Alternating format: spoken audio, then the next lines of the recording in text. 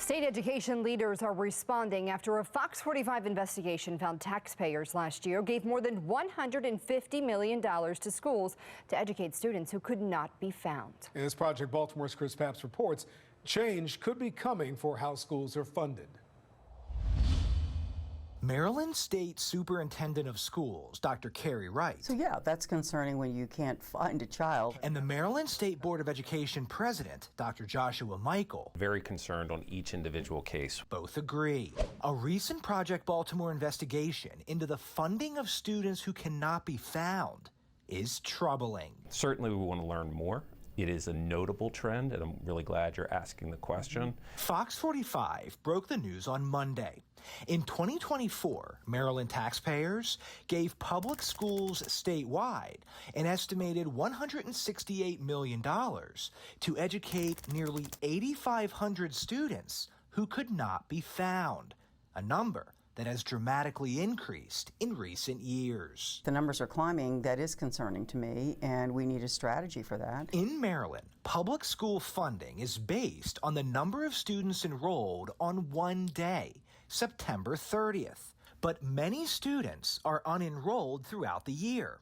Documented reasons range from illness to employment, but thousands simply stop showing up and are categorized as whereabouts unknown.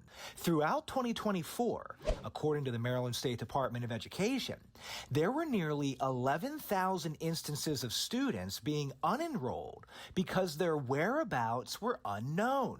Of that number, nearly 8,500 students were funded, and schools received your tax dollars to educate them. Instances of students being unenrolled because they could not be found have nearly doubled since 2019. Dr. Michael said that's in part due to better bookkeeping. From an accountability perspective for government, seeing some increase in this number is not necessarily a bad thing. It means that we are being much tighter from an integrity perspective. Has Maryland been keeping bad enrollment books that's costing taxpayers? Project Baltimore in 2021 first began reporting on the funding of students whose whereabouts were unknown. Our reporting caught the attention of Maryland's Inspector General for Education, Rick Henry, who issued this report in 2022, which found millions of dollars were going to schools to fund students who should not have been funded. Henry, in his report, offered recommendations to the state to help ensure more accurate enrollment counts. Wright and Michael told Fox 45 News several of those recommendations were implemented. But that does not fully explain why the number of students who cannot be found has grown by so much. Wright and Michael said they need to take a closer look. Some kids just moved out of state and never bothered even notifying the schools that they were moving out of state. So there's all kinds of reasons that you can't find somebody, but that should not hamper our process of ensuring to the best of our ability that we are tracking each and every child. To provide more accurate student enrollment counts, bills have been introduced in Annapolis. In 2022, in response to Fox 45's reporting, Carroll County Delegate April Rose sponsored a bill to count student enrollment 4 times a year. It did not pass.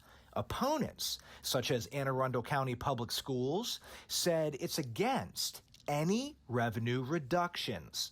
But Wright and Michael said they are willing to have the conversation. I'd need to look into it a little bit more. I think it logically makes sense. As a part of that broader conversation about increasing transparency and accountability, it's certainly something that we should look at.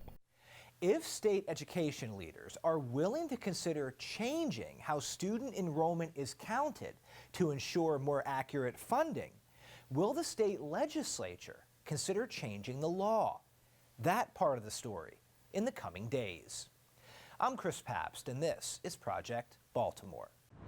I'm Kai Jackson. Thank you for watching. Here's another video to watch. Also, please take a moment to subscribe to our channel.